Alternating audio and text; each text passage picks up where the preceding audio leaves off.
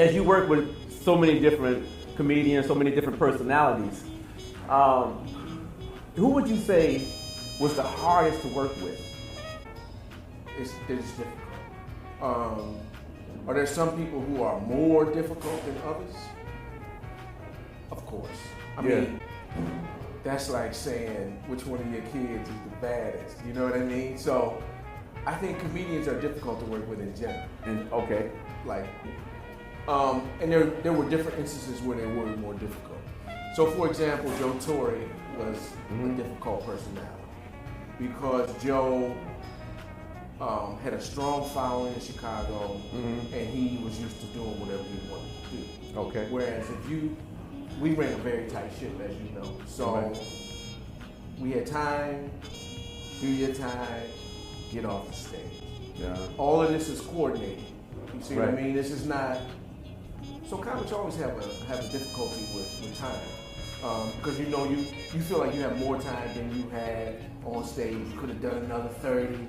You know, I only got 15. I got at least an hour and a half worth of material. All that is difficult. Or being on time and discipline is always a difficulty. So it's almost like it's not a parent-child relationship, but it's like I've got to run this a certain way, and I'm dealing with a group of people who don't like rules, who don't like people telling them what to do. So it's going to be a difficult relationship. So Joe Torry, basically, his probably I'm going to guess that his biggest issue was he would go over his time. That was the biggest issue. Yeah. So I developed a rule that was based on Joe Torry, for example, where if you went over your time, you started paying me.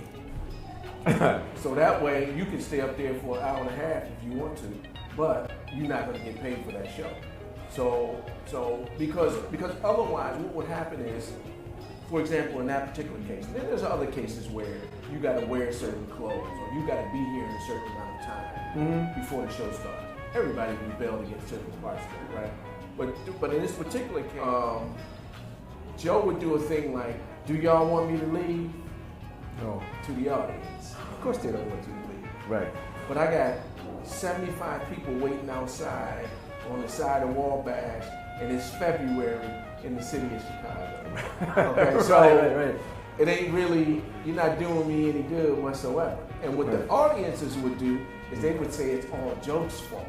Okay. And what they would do when that happened was they wouldn't buy drinks.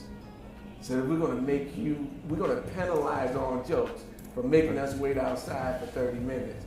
And how we're going to do that? We're going to do it by not paying a drink. And that's the only way you can make this thing work. Now, you mentioned clothes restriction, certain type of, I wasn't aware of that. Well, because you dress like a professional.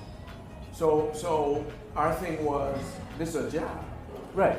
So you're going to have to come here like this is your place of work. Okay. And there's a certain look and there's a certain way in which we want to do business, not just for you, but for the audience too. Right. Because I find, I'm from the Philadelphia area, so I kind of know the kind of places I want to go to based on how the people dress that go there. If they don't care, it's probably going to be, it can tend to get a little rough. But people usually don't dress up to go somewhere and act a fool.